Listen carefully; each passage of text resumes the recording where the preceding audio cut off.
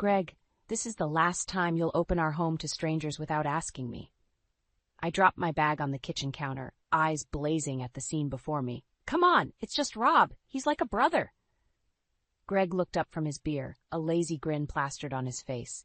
You know how my day was. I just wanted peace tonight. My tone wasn't just firm, it was a warning. Rob leaned back on the couch, clearly sensing the tension, but choosing to stay silent. He sipped on his beer, eyes flicking between Greg and me. It's not a big deal, Meredith. It's not like I threw a party, Greg chuckled. No, I said, crossing my arms, but it's the principle, respecting each other's space. Greg sighed, standing up and walking over to the fridge. He grabbed another beer, deliberately ignoring my feelings. My blood boiled hotter. This isn't the first time, Greg. I ran my hand through my hair, trying to control my anger. I was really looking forward to my show tonight. Greg popped open the beer, avoiding eye contact. You can still watch it. I looked at the clock, knowing the episode had already started. And how am I supposed to focus with you two laughing and chatting? Greg still didn't get it. Or maybe he didn't want to. Rob's here for one night. Chill out. Rob, sensing a storm brewing, finally spoke. Maybe I should leave. No, Rob, I said sharply, not taking my eyes off Greg. You're here now. Let's just get through it. Greg shrugged and took a lazy swig of his beer. See? No harm done. I seethed as I walked past them, heading to the bedroom. I couldn't deal with this again. It wasn't about Rob or anyone specific. It was about respect, something Greg seemed to lack when it came to our shared space. I closed the door behind me and sunk onto the bed. Turning on the TV, the familiar intro to my true crime show filled the room, but my mind was elsewhere. Greg's disregard wasn't new. This pattern had been going on for months. 10 minutes into the episode, Greg knocked on the door and entered before I could respond. Meredith, seriously? Let's not fight over this. I muted the TV, frustration boiling over. Greg, it's not about Rob. It's about you not taking my feelings seriously. Can't you see that? He gave a bad imitation of a remorseful look and sat down next to me. I guess I didn't think it was that big of a deal. You didn't think, I repeated, voice trembling not with sadness but with sheer anger. That's the whole problem. This is our home. You can't just invite people over without asking. Greg stayed silent. I continued, not letting him off the hook. I need you to understand how much this matters to me. He finally met my eyes, a flicker of realization but also resistance. All right, I get it. I'll ask next time. The way he said it, I wasn't convinced. It felt like a placation, a way to end the argument for now. Promise me, I demanded. Promise you'll respect our space. Yeah, he nodded, but the nonchalance in his eyes worried me. Sure. I watched him leave the room, the door closing with a quiet click. I lay back on the bed, staring at the ceiling, knowing this issue was far from over. It was about more than just friends and unexpected visits. It was about respect, and that was something Greg seemed to have a hard time grasping. As the muted TV flickered shadows on the walls, I realized the real struggle had just begun. The next morning, I woke up early, the weight of yesterday still heavy on my mind. Greg was snoring lightly next to me, oblivious to the turmoil he had caused. I didn't want to start the day with more arguments, but I knew that we needed to have a real conversation about last night. I got dressed and went downstairs, choosing to wait for Greg to wake up. I busied myself with making coffee, the aroma filling the kitchen and providing some comfort. About an hour later, Greg finally stumbled into the kitchen, scratching his head and yawning. "Morning," he mumbled. I didn't respond immediately, focusing instead on pouring coffee into 2 mugs. Finally, I turned to him. "We need to talk." Greg looked at me with a hint of annoyance. "About what? Rob's gone now. Can't we just let it go?" "No, Greg, we can't just let it go." I handed him a mug, my eyes hard. "You keep inviting people over without asking me. Last night was just another example of you not respecting my space." He sighed dramatically. "You're blowing this out of proportion, Meredith." "Am I?" I challenged, setting my mug down with a thud. "Every time this happens, you brush it off like it's nothing. But it's not nothing to me. What do you want me to do? Start sending you calendar invites?" Greg scoffed. "I want you to think about me before making decisions that affect both of us." "Is that too much to ask?" Greg rolled his eyes. "You know what your problem is? You're too rigid. You need to relax. Life isn't just about schedules and rules." I felt my fists clench. You're missing the point. This is about respect, Greg. Respect for our home and for each other. I'm not asking for much. He took a sip of his coffee, avoiding my eyes. I'll try to remember next time, all right? Can we drop it now? I didn't believe him. His dismissive tone told me all I needed to know. This isn't the first time this has happened, Greg. It's becoming a pattern, and it's not just about last night. There have been plenty of other times. I paused, expecting him to argue, but he stayed silent. Emboldened, I continued, every time you do this, it makes me feel like you don't care about my needs, like I'm invisible. Greg finally looked up, irritation clear on his face. Are you seriously going to make this into a big deal? It was one night, Meredith. I shook my head, tears of frustration welling up. That's exactly it. You always think it's just one night, one small thing, but those small things keep piling up. He set his mug down more forcefully than necessary. Fine, from now on, I'll ask. Happy? No, because I don't believe you mean it, I replied, voice trembling but firm. I need you to understand that this is serious. If you keep ignoring my feelings, this won't work. Greg stared at me, seemingly taken aback by my ultimatum. You're really serious, aren't you? Yes, Greg. I am. I turned away, needing to get some distance. Think about what I've said. As I walked out of the kitchen, I knew that this wasn't the end of our argument, but at least I had made it clear that things needed to change. I came home from work later that week, hoping for a quiet evening, but the sound of laughter hit me as soon as I opened the door. Greg was sitting in the living room with two of his friends, beers on the coffee table, the TV blaring. Hey, you're home, Greg said, barely looking up. I forced a smile, trying to hide my frustration. I see we have more guests. One of his friends, Kevin, nodded at me. Hey, Meredith. Greg said it was cool to come over. I gritted my teeth, shooting a look at Greg. Can I talk to you in the kitchen for a second? Greg sighed but followed me. Once we were out of earshot, I turned to him. What did we just talk about last week? He shrugged, clearly annoyed. What now? I asked you to inform me before inviting people over. You promised, Greg. I forgot. It's not a big deal, he said, crossing his arms defensively. It is a big deal to me, I said, my voice rising. You keep ignoring my feelings. It's like you don't even care. He rolled his eyes. You're overreacting, Meredith. We're just hanging out. No, I'm not overreacting. You keep doing this, and it's disrespectful. I need peace when I come home. Greg leaned against the counter, shaking his head. You're acting like a control freak. Lighten up. I took a deep breath, trying to remain calm. This isn't about control. It's about respect. This is our home. Both of us need a say. Whatever, he muttered, already walking back to his friends. I stood there, feeling the sting of his words. This wasn't going anywhere. I knew then that Greg had no intention of changing. The realization settled heavily in my chest. That night, I lay in bed, staring at the ceiling, while the muffled sounds of their laughter and chatter seeped through the walls. It was hopeless. Greg didn't care about my needs or the impact of his actions on our relationship. As the night dragged on, my resolve hardened. If he wouldn't respect our space, I would make sure to reclaim it myself. The following morning, Greg was already up and about, seemingly oblivious to the argument from the night before. I found him in the kitchen, scrolling through his phone. We need to talk, I said, stepping in. Again? Greg sighed, not even looking up. Yes, again. Because things haven't changed. You keep dismissing me, Greg, and it's not okay. He finally looked up, irritation evident. What do you want from me, Meredith? I said I'd try to remember. Can you just drop it? No, I can't just drop it. If you can't respect this one simple request, what else won't you respect? Greg threw his hands up. Fine. You want respect? Respect works both ways. Stop nagging me about every little thing. I took a step back, hurt by his outburst. I'm not nagging. I'm asking for basic consideration. Greg scoffed. You know what? Maybe you're too sensitive. Maybe that's the problem. I felt a lump in my throat, but pushed it down. Maybe, but that doesn't excuse your behavior. He stared at me, unyielding. I'll do better. This conversation is over. But as he stormed out, I knew it wasn't. This was far from over. Respect wasn't something you demanded. It was earned. And if Greg couldn't see that, then I needed to take steps to protect myself and my peace. There was no turning back now. Greg had shown his true colors, and it was time for me to act. The days moved forward in an uncomfortable truce. Greg seemed more irritable, his attitude flaring up without warning. I, on the other hand, sank deeper into planning. The next incident had to be handled decisively. One evening after work, I decided to put my foot down.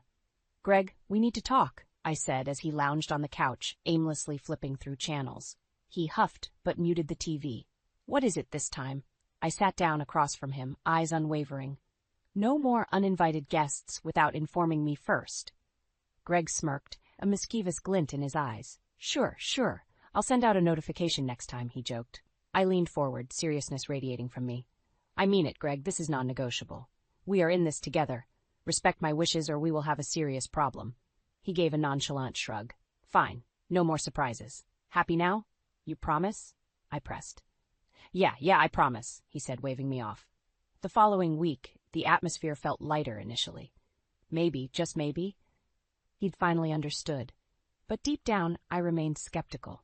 Friday came, and as soon as I walked through the door, the sound of loud music and laughter greeted me. My heart sank. "Greg!" I shouted over the noise. He sauntered over, a drink in his hand, smiling like he owned the place. "Hey, babe, welcome home. Great timing." I glared at him, fury building. "What is this, Greg? We talked about this." "It's just a small get-together," he said, as if it explained everything. Don't be such a buzzkill." "Small get-together? There are at least 10 people here. This isn't what we agreed on," I said, my voice trembling with anger. Greg took a sip of his drink, unbothered. "Relax, Meredith. It's the weekend. Just have a drink and join us." I shook my head, feeling the last straw break. "This is it, Greg. I can't take this anymore." He laughed, his tone mocking. Don't be dramatic. It's just a party."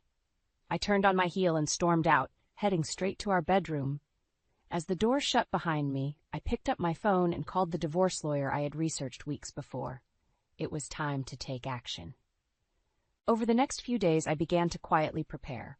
I gathered documents, bank statements, anything that might be useful. I stayed out of Greg's way, avoiding unnecessary confrontation. But the tension was palpable. One evening, Greg confronted me. "You've been weirdly quiet lately. What's going on?" I looked at him dispassionately. "Just thinking about a lot of things." "Are you still upset about the party?" "Meredith, you really need to let it go." "I can't, Greg. It's not just the party. It's everything. This isn't working anymore." He frowned, confusion turning into anger. "What are you saying?" "I'm saying that I need respect, and you're clearly incapable of giving it. I'm done." Greg laughed, though it was hollow and uneasy. "You're bluffing." I faced him, resolute. "No, I'm not. I spoke to a lawyer." The color drained from his face. "A lawyer? Are you insane?" "No, just tired. Tired of not being heard, of not being respected. This isn't a game, Greg. It's my life, and I'm taking it back." Greg's expression turned dark. "You'll regret this, Meredith." But as I walked away, the only thing I felt was an overwhelming sense of clarity. There was no turning back. My next steps were firmly in place. Coming home one evening, I hoped for quiet. Instead, I walked into chaos. Music blared, voices echoed, the unmistakable signs of another party. My stomach clenched, anger rising. I pushed through the mess of shoes and coats littering the hallway. "Greg!" I called out. No response. I found him in the living room, surrounded by friends, drink in hand, the party in full swing. He looked up and saw me, a slow smirk spreading across his face. "Meredith, join us. Why don't you?" I took a deep breath, trying to keep my voice steady. "Greg, we need to talk. Now." Ignoring my tone, he laughed. "Everyone, meet the boss of the house," he said, clearly amused at his own joke. People glanced at me, some sympathetic, others just curious.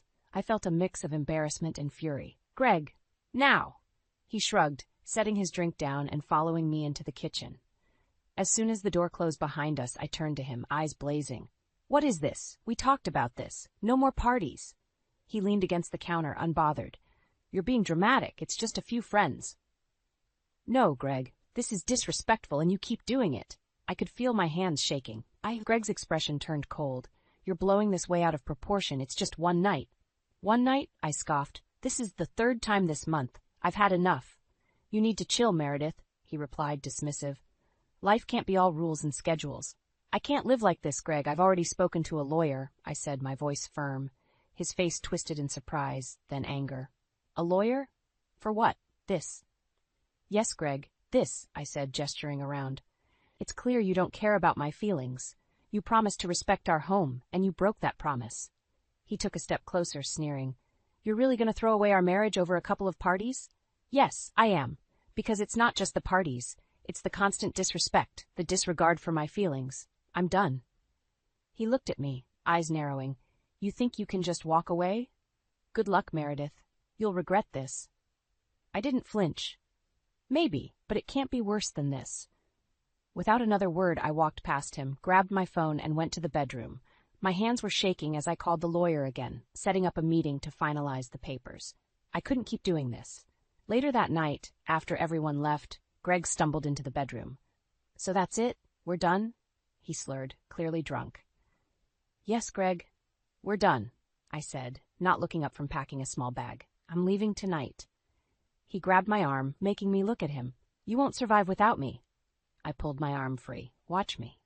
Leaving the house felt surreal, like stepping out of a nightmare. As I drove away, the weight on my chest started to lift. This was just the beginning, but it was my beginning. There was no going back. My next chapter started now. I woke up early, the sun barely breaking through the curtains. The divorce papers lay on the nightstand, staring at me like a challenge waiting to be met. Today was the day. I took a deep breath, feeling a mixture of resolve and anxiety. By the time Greg woke up and stumbled into the kitchen, I was ready. I placed the papers on the table, my heart pounding. Good morning, Greg groaned, not yet noticing the documents. Morning, I replied, my voice calm. We need to talk. He finally saw the papers and froze. What's this? Divorce papers, I said with finality. I'm serious, Greg. You need to sign them. His eyes widened with a mix of shock and anger. You're really doing this? Yes, I am, I said. You had every chance to change. I need respect and peace, and you can't give me that. He grabbed the papers and waved them at me. This is insane. You're throwing away everything over a few arguments? It's not just a few arguments, Greg. It's about trust, respect, all the things you seem to lack. He slapped the papers back on the table. You'll regret this, Meredith. You think you won, but you haven't. I held my ground, my voice steady. This isn't about winning or losing. It's about my peace and my future. He stared at me for a long moment before finally slumping into a chair. Fine. You want your precious respect? Here, he said, grabbing a pen and scrawling his signature angrily. Take it. A wave of relief washed over me, but I remained composed. Thank you. As he handed the papers back, his eyes darkened. Don't think for a second that this is over. You'll see. The threat hung in the air, but I didn't flinch. Goodbye, Greg, I said, turning away and heading out the door. The fresh air hitting my face felt liberating. The next few days flew by. I moved into a small, cozy apartment across town. It was a fresh start, a new beginning that I desperately needed. I dedicated myself to my work, pouring my energy into something constructive. My colleagues noticed the shift, offering support and encouragement. During a quiet evening, as I was organizing my thoughts, my phone rang. It was Dorothy, Greg's mother. Meredith, we need to talk, she said, her voice firm. Of course, Dorothy. What's going on? Come over to the house. We need to discuss this in person. I drove over, nervous but determined. Dorothy greeted me at the door, her expression serious. I heard about the divorce, she said as we sat down in the living room. Yes, it was a difficult decision, but necessary. She nodded, her gaze piercing. I need you to know something about Greg. His father.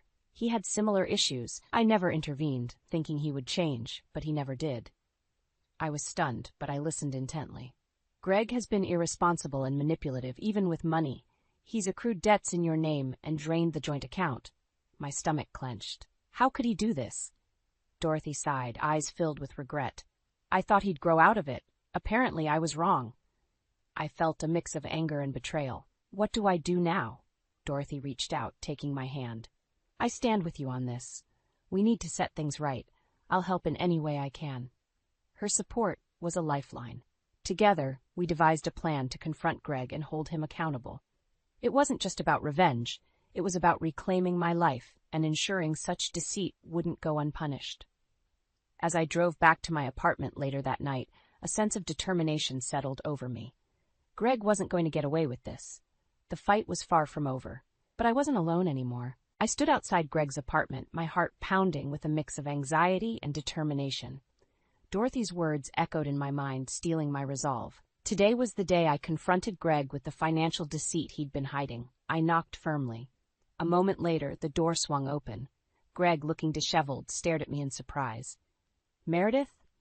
What the hell are you doing here?" "We need to talk," I said, pushing past him and into the apartment. Dorothy followed, her presence a silent support. Greg closed the door, clearly annoyed. "What's this about?"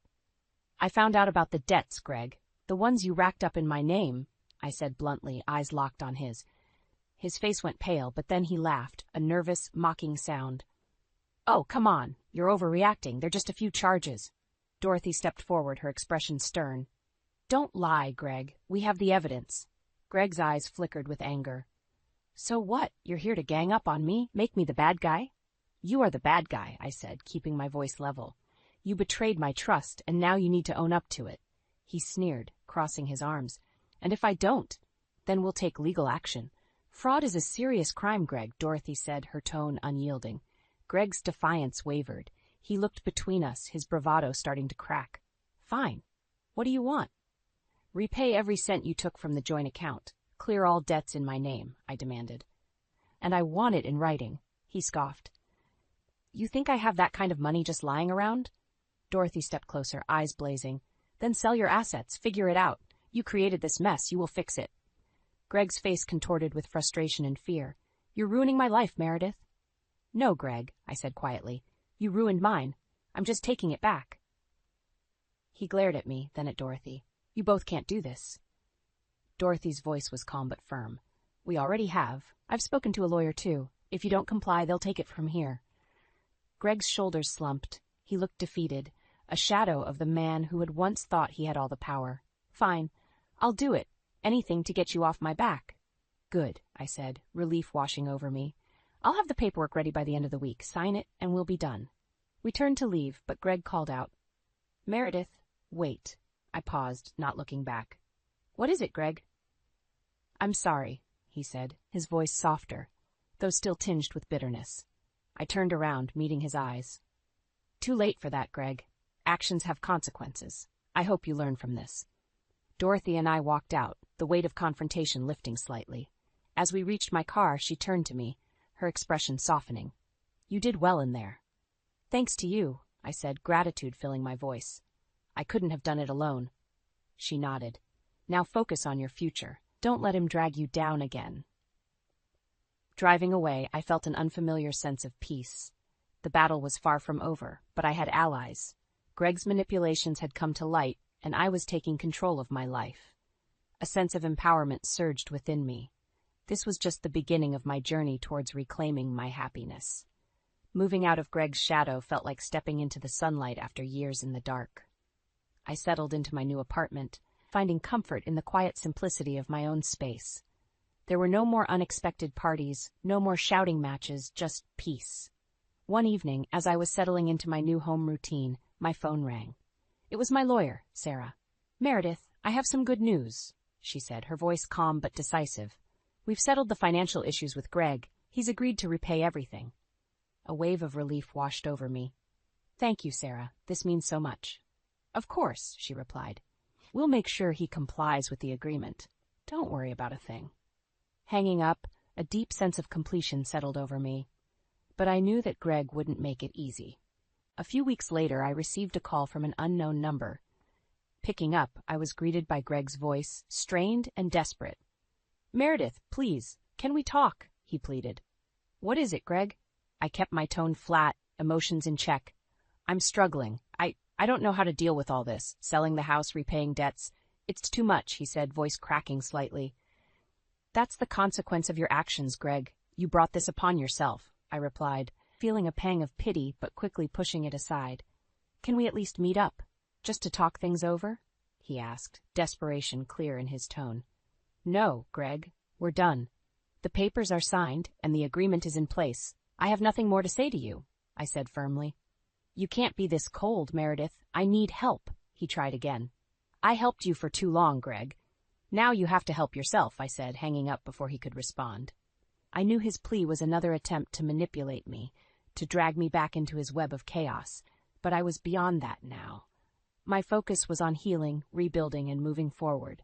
Dorothy visited me a few days later, bringing over a housewarming gift. How's the new place? She asked, looking around. It's perfect. Peaceful, I said, smiling genuinely. I'm glad to hear that, she said, sighing. Greg called me too. He's struggling. I know, I replied. He called me asking for help. She shook her head. He needs to learn responsibility. This is the only way. I agree, I said. Thank you for your support, Dorothy. I couldn't have done this without you. She smiled, taking my hand. You're strong, Meredith. Don't ever doubt that. As days turned into weeks, Greg's situation worsened. Forced to sell assets to pay back the debts, his life of reckless abandon came crashing down. I watched from a distance, detached, as he scrambled to pick up the pieces. In contrast, my life took a turn for the better. Work became my sanctuary, a place where I could channel my energy into something productive. My colleagues noticed the change, often complimenting my renewed focus and determination. One day, Sarah called again with the final update. Greg has completed the payments. Everything's settled now. Thank you, Sarah, I said, feeling truly free for the first time in years. After the call, I took a moment to reflect. Greg was a chapter of my life that had closed. Now it was time to write new ones, filled with peace, respect, and self-love. As the sun set, casting a warm glow over my new apartment, I felt a profound sense of liberation. The darkness of the past was behind me, and the future was bright with possibilities. Greg might still reach out, but his calls would go unanswered. I had reclaimed my life, and it was mine to cherish. Chadley, you're going to be a great dad. Thank you for being here. I froze. The voice coming from the DVD player felt like a knife to my heart. I stood in Chadley's office, clutching a dust rag, staring at the screen where a woman, bedridden and sweating, gripped the hand of my husband. Oh my God. Is that my husband's voice? I murmured, unable to tear my eyes away. Liz, Helen's voice broke my trance. She stepped into the room, her face a mask of concern. I think you should put this DVD back for now. We'll figure this out. I ejected the DVD, my hands trembling as I placed it back in its case, careful not to look at the printed label that stared back at me. Rachel's baby. Helen closed the office door behind us as we left. When we were in the kitchen, Helen poured 2 cups of coffee and sat across the table from me. Liz, I know this is shocking, but let's stay calm. We need to understand what's going on. I grasped my cup, trying to draw warmth from it, but it only made the growing chill inside me more apparent. But if it's true, what does it mean for us? Helen sighed, staring into her coffee. We need to find out more before jumping to conclusions. I'll support you, no matter what we discover. She reached out and squeezed my hand, her touch grounding me for a moment. That night, sleep came reluctantly. My mind was a carousel of images. Chadley in the delivery room, his soothing whispers to this woman, Rachel. Part of me wanted to confront him right away, but Helen's words echoed in my mind. We needed answers, and hasty actions wouldn't bring them. In the morning, Helen suggested we hire a private investigator. Liz, you're running your business and dealing with enough stress. Let professionals handle this. You're right. I took a deep breath, feeling the weight on my shoulders, but trying to stay strong. I'll call someone today. By noon, I had an appointment set with Jake Fulton, a private investigator. I want to know everything about Rachel and Chadley's involvement, I told him as we sat in his small office. Jake nodded, his expression one of practiced empathy. We'll get the answers you need. I'll start right away. Over the next few days, Helen and I kept our conversations to necessary topics. Chadley noticed my distant demeanor, but attributed it to my workload. He had no idea about the storm brewing. Jake reported back quickly. Rachel Miller, he began, unfolding what seemed like a saga about my husband's other life. Chadley's frequent business trips, many were visits to her. She lives just 2 towns over. As the pieces clicked into place, my anger bubbled but stayed controlled. Any sign of another man? I asked, remembering the name Dan from the dossier Jake handed us. Jake nodded. Dan Parker. He believed he was the father of Rachel's child. Helen and I decided we needed to talk to Dan. Maybe he had answers or pieces of the puzzle we still missed. Meeting him at a local diner, the air was thick with tension. Dan, we need to talk about Rachel, I began, feeling a strange camaraderie with this man I had never met. His eyes widened with mixed emotions. What's this about? He demanded. Through shared pain, we pieced together a story of deception. Dan had been as fooled as I was. Together, we plan to confront Rachel and Chadley, two deceivers caught in their web of lies. Helen's eyes gleamed with determination the next morning. We need to set the stage for this revelation properly. I gave a weary smile. Chadley's birthday is coming up. Perfect timing, isn't it? She nodded. Everyone deserves to know the truth, Liz. But how? I asked, the enormity of the task weighing on me. We'll figure it out, Helen assured me, squeezing my hand once more. We have to. The plan was set in motion. Secrets ready to be unveiled, actions poised to shatter our facades. The kitchen table turned into our war room.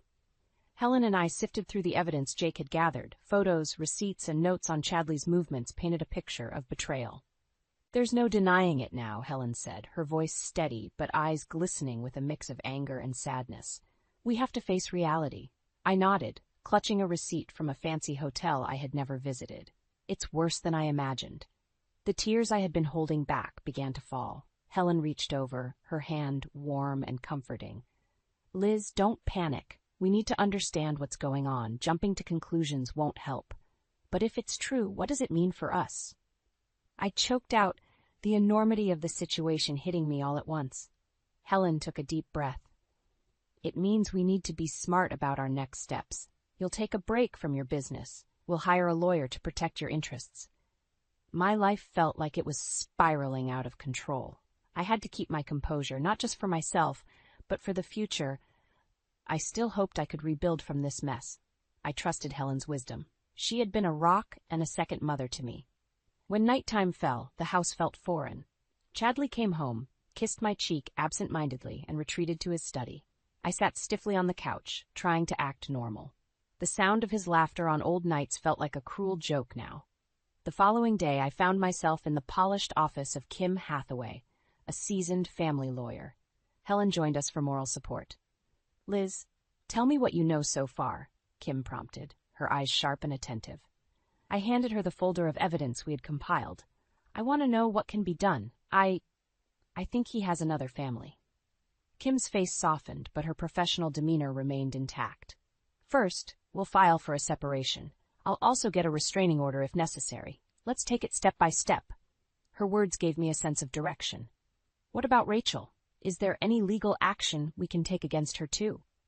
Kim leaned back, contemplating. If she's defrauded you and Dan, there might be grounds, but we need irrefutable evidence first. We thanked her and left the office with a clearer plan. My resolve hardened with each step I took. I had lost enough sleep, enough joy. It was time to reclaim some control. Back home, Helen and I reviewed the newly gained information about Dan. The man seemed genuine, as hurt by Rachel's lies as I was. We decided to confront him directly, hoping to form a united front. Meeting Dan had been tense, but oddly cathartic. Joining forces felt like a step toward justice. The next big hurdle was Rachel. We tracked her down to a small cafe she frequented. Helen and I walked in, our presence immediately capturing Reel's attention. Her smile vanished, replaced by a mask of wariness. Rachel, I began, my voice surprisingly steady, we need to talk, now. She hesitated, then nodded, motioning us to a secluded corner. Her discomfort mirrored my own. What do you want? Rachel asked, eyes darting between us. Answers, I replied firmly. We know about Chadley and the child. Her eyes flashed with something. Guilt, fear, perhaps both. I don't know what you think you know, she started. No games, Helen interjected, her voice cold but controlled. We have evidence. Your lies end here. Rachel's shoulders slumped slightly, and I could see the fight leaving her. She realized the game was up. Fine, she said quietly. I'll tell you everything. Her admission felt like a victory, but also a bitter confirmation of our worst fears. The path ahead was clear now. We needed to expose Chadley, and it began with a confrontation that would shake our family to its core. My fingers tapped restlessly on the desk as Jake updated me on the latest findings. The private investigator's office felt suffocating, crammed with files and the scent of stale coffee. Liz, Jake started, adjusting his glasses.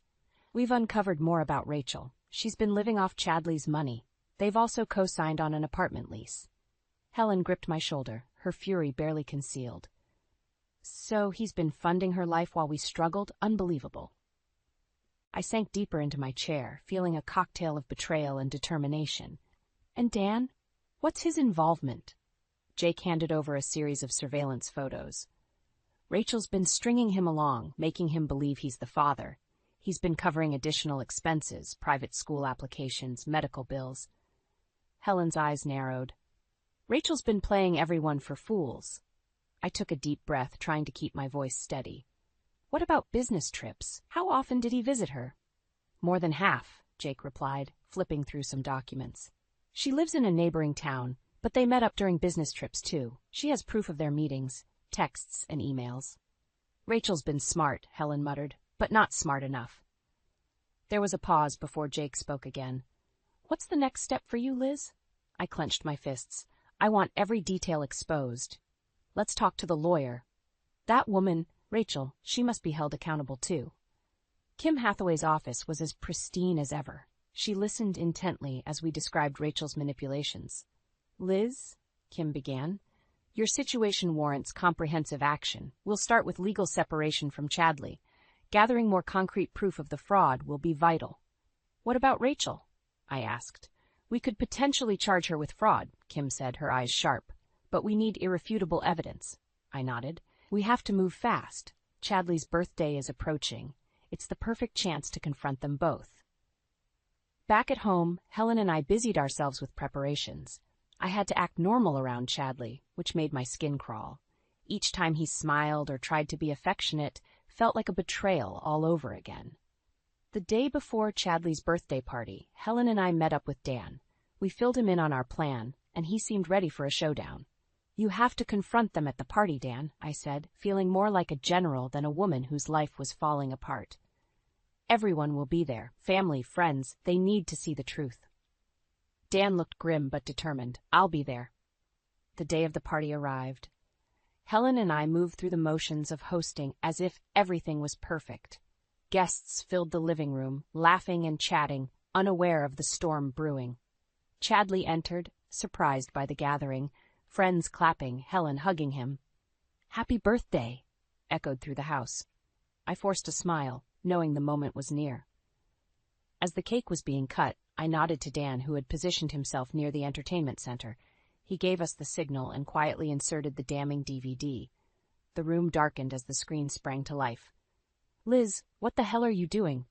Chadley's voice was sharp, cutting through the room's cheerful atmosphere. Silence. Chadley, watch, Helen demanded, her voice steady even as my heart pounded in my chest. Gasps filled the room as the video played. Chadley's comforting coos to Rachel as she pushed through labor, his gentle touch that had once been reserved for me, now public for everyone to see. The shockwaves of revelation rippled through the assembly. Family members whispered, friends looked horrified. I stepped forward, feeling strength surge through my veins. This is who Chadley really is, I declared, living a double life, with Rachel, who stole your trust and love, Dan. Dan stepped up, his voice resolute. We have proof of their betrayal. DNA tests show Chadley isn't the father. Rachel lied. The room descended into chaos, but in the middle of it, I felt an unexpected calm. The lies were exposed, and the path to justice had begun. The room was a cauldron of confusion and disbelief. Chadley's face turned ashen, beads of sweat forming on his brow as he locked eyes with me. Liz, you had no right. Save it, I snapped, my voice slicing through his excuses. You lied to all of us. Helen stood beside me, her presence a fortress of support. This has to stop, Chadley. You've hurt too many people. Dan stepped forward, his eyes burning with betrayal. Rachel, we need to talk. About everything. Rachel's eyes darted around the room, looking for an escape. Dan, I can explain. Explain? Dan's voice was sharp. You used me. Lied to me. Chadley tried to regain control of the situation. Everyone, please, let's not make a scene. Too late for that, Helen interjected. You made your choices. Rachel finally found her voice, though it trembled. I never intended for anyone to get hurt. Stop lying, I shouted, feeling my emotions surge. All you did was lie. Rachel turned to Dan, tears streaming down her face. Dan, please, I need you to believe me. He shook his head, disgust shaping his features. You're poison, Rachel, to everyone you touch. Relatives and friends began to whisper, their faces masked in a mix of shock and disgust. No one seemed to side with Chadley or Rachel. It was clear their deceit had dug their own graves. Trying to salvage a shred of dignity, Chadley approached me. Liz, can we talk privately? I took a step back, crossing my arms. There's nothing to talk about, not anymore. Helen raised a hand, signaling for silence. Everyone deserves to know what kind of people Chadley and Rachel are. There should be no secrets left to fester. Seeing he had no allies, Chadley's desperation grew. Liz, please, I'm begging you. Begging is for the guilty, I stated coldly, and you're as guilty as they come. Dan wasn't any more forgiving. Rachel, I'm suing you. Fraud, emotional distress, the works. Rachel collapsed into a chair, finally defeated. I never meant for it to go this far. Helen's eyes were filled with steely determination. Maybe you should have thought of that before betraying everyone you claimed to care about. The room fell into a strained silence, the enormity of the situation starting to settle. Chadley and Rachel looked around, finding only judgment and disdain. Helen and I nodded to each other, an unspoken understanding passing between us. I'm filing for divorce, I announced, the finality of the words echoing in the stillness. You're no longer part of my life. Chadley's shoulders slumped.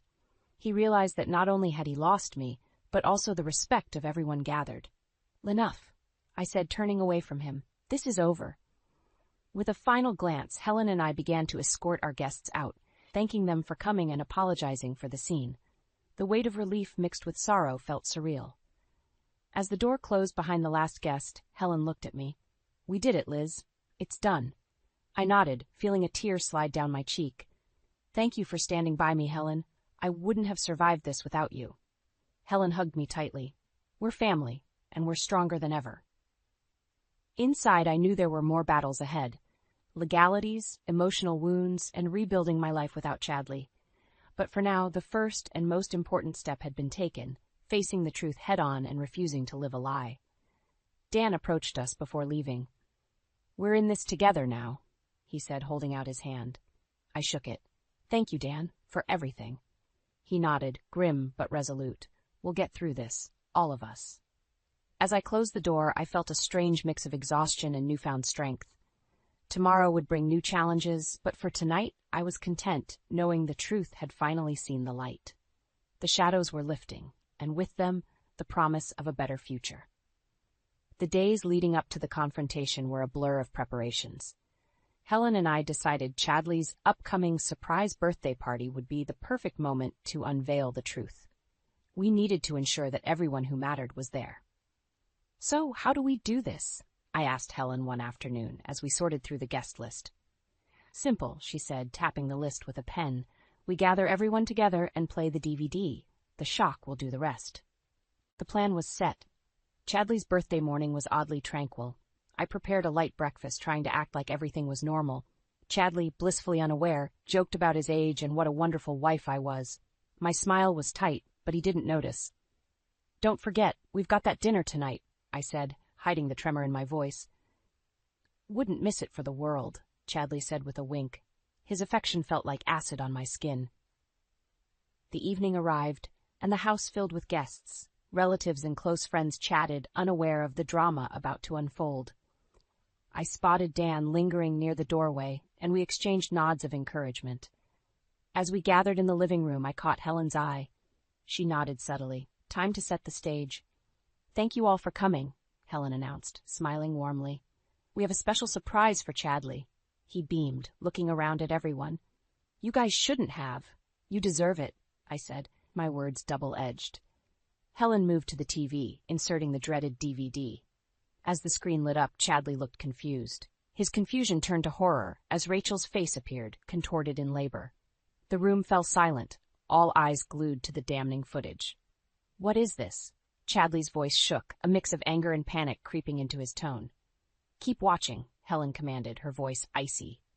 The video continued, showing Chadley's intimate moments with Rachel. Gasps filled the room, whispers of disbelief spreading like wildfire. Liz, turn this off. This is a mistake, Chadley pleaded, but I shook my head. No mistakes here, Chadley. Just the truth. Rachel, who had timidly stood at the back, now stepped forward, head bowed. I'm sorry, everyone. Dan pushed to the front, fury etched on his face. You think sorry fixes this? You destroyed lives, Rachel. Chadley's face twisted with desperation. Liz, please, we can talk about this. Helen stepped in front of me, shielding me from his reach. You've done enough talking, Chadley. It's time everyone knew who you really are. The The guests were no longer whispering. Outright exclamations of anger and betrayal echoed through the room. Chadley looked around, realizing no one was on his side. "No more lies," I said firmly. "This marriage is over. I want a divorce." Chadley's shoulders slumped in defeat. He looked at Rachel, who was crying. "Rachel, how could you?" Rachel looked up, her eyes red and swollen. "I never meant to hurt anyone, Chadley," Dan scoffed. "Too late for that. You hurt all of us." Helen, ever the matriarch, faced the crowd. "Now you all know the truth. These two have betrayed us. The only thing left is justice." The room was filled with a mix of redemption and sorrow. It was the end of an era for our family, but also a new beginning. Chadley and Rachel stood there, exposed and broken. I watched as the last few guests left, unable to shake the sense of finality hovering in the air. Helen turned to me, her eyes filled with both sadness and relief. "We did what needed to be done," she said softly. I nodded, feeling the weight of our actions, but also an unexpected lightness. The truth was out. Now we could begin to heal. "We'll get through this, Liz," Dan said, placing a reassuring hand on my shoulder. "All of us." Helen gave me a tight hug. "We're here for each other now. Always." As I closed the door on that harrowing evening, I felt a strange sense of peace. The storm had passed, and the path ahead, though difficult, was clear. The aftermath of the confrontation hung heavy in the air. Chadley and Rachel were in shambles, their charades demolished. The room had emptied, but the echo of their deceit lingered. "Liz, let's talk," Chadley pleaded, his face an agonized mask. "Please, give me a chance to explain." "There's nothing left to explain," I said coldly, my voice steadier than I felt. "It's over. I'm filing for divorce." He grabbed my arm, desperation tinging his touch. "You can't just end us like this. We've been through so much." Helen stepped forward, prying his hand off me with a firm grip. "Don't you dare touch her, Chadley. You're not welcome here anymore." Chadley's eyes narrowed, anger bubbling beneath the surface. "You always took her side, even when she was wrong." Helen didn't flinch. "I stood by what was right. Clearly, that wasn't you." Rachel stood to the side, sniffling and wiping tears. She eyed Dan, hoping for some sympathy. "Dan, I'm so sorry. Please, we can work this out." Dan's face was etched with betrayal and fury. "Rachel, there's nothing left to work out. You lied to me, to everyone. I'm suing you for fraud. You should get a lawyer." Rachel collapsed into a chair, her sobs growing louder. "I never meant for it to go this far." I watched the scene unfold, feeling an odd mix of vindication and sorrow. The damage was done, and all that was left was to move forward. Chadley turned to me with pleading eyes. "Liz, please, let's not do this. Think about us, our memories, everything we've built." "Everything we built was a lie," I said, my voice thick. "There's no going back."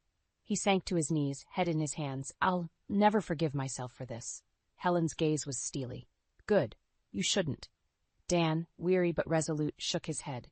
"Chadley, Rachel, whatever you hope to salvage, it's gone. You did this to yourselves." It was a strange sight, seeing Chadley, once so composed, now crumbling before me. The room felt too small, filled with the weight of our shattered lives. Helen took my hand, guiding me away from the wreckage. "We have preparations to make," she said softly. "This is just the beginning." The next few days were a whirlwind of legal meetings and paperwork. Kim Hathaway guided us meticulously through the process, ensuring I was protected. Dan was relentless in his pursuit of justice against Rachel. "We need to finalize the DNA tests," Kim instructed. "Dan, if this goes to court, we need irrefutable proof." Dan nodded, a hardened look settling on his face. "We will." Throughout the ordeal, Helen remained my rock. "You're doing the right thing, Liz. We'll come out stronger." One evening, we sat in the living room, the silence thick between us. I finally voiced the question that had been haunting me. "Helen, do you think I'll ever feel normal again?" She wrapped an arm around my shoulders. "Normal might look different, but yes, you will find peace again." Finally, the day came for Chadley to move out. His presence felt ghostly as he packed, casting hollow glances around our home. He tried to speak, but I cut him off. "Save your breath, Chadley. There's nothing you can say that will change this." As he walked out the door, bags in hand, a heavy silence filled the space he left behind. Helen and I sat together, the vast emptiness of the house wrapping around us. "We survived this," Helen said quietly, "and we're stronger for it." "Yeah," I agreed, staring out the window at the departing figure of my former husband. "We are." The road to healing would be long, but I knew I wasn't alone. With Helen and Dan by my side, we faced the future, with a resilience forged in the fires of betrayal, and together we would rebuild, brick by brick, into something unbreakable. The court was oppressive, with its cold walls and judgmental air. Rachel sat at one of the tables, looking fragile and defeated. Her once confident demeanor had vanished, replaced by a haunting vulnerability. I watched her, feeling a peculiar mix of pity and wrath. Kim stood beside me, her confidence a balm to my frayed nerves.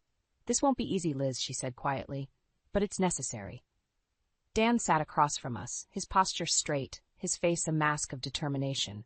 We exchanged a nod, an unspoken pact of solidarity. Today was the day we held Rachel and Chadley accountable. The judge entered, and the court came to order. Rachel's lawyer rose, attempting a defense soaked in rationalizations. "Your Honor," he began, "my client deeply regrets her actions. She never intended for things to spiral out of control. Her intent was not deceit, but desperation." Dan's lawyer, a stern woman named Grace, stood elegantly. "Intent does not negate impact, Your Honor. Rachel Miller knowingly deceived multiple parties, causing emotional and financial damage." Rachel's lawyer continued to plead her case. Rachel was under immense stress. She believed she was providing for her child. Grace interjected, "By defrauding two men and emotionally scarring numerous people, that's hardly justifiable." The judge nodded thoughtfully before turning to Rachel. "Miss Miller, do you have anything to say?" Rachel stood shakily, eyes darting between us. I'm truly sorry. I know I hurt people, but I was scared. I didn't know what else to do." Dan's voice cut through the court with icy precision. "You didn't know what to do. How about telling the truth?" Rachel's eyes filled with tears. "Dan, you have to believe me. I was lost." "Lost?" Dan's anger was palpable. "You were selfish. You used us." Helen squeezed my hand under the table, her presence steadying me. Kim remained focused, her eyes locked on Rachel. Chadley's turn came, as he had to testify regarding his involvement. He walked up to the stand, his once confident demeanor now shattered. "Mr. Monroe, were you aware of Miss Miller's deceit?" Grace asked. Chadley swallowed hard, looking down.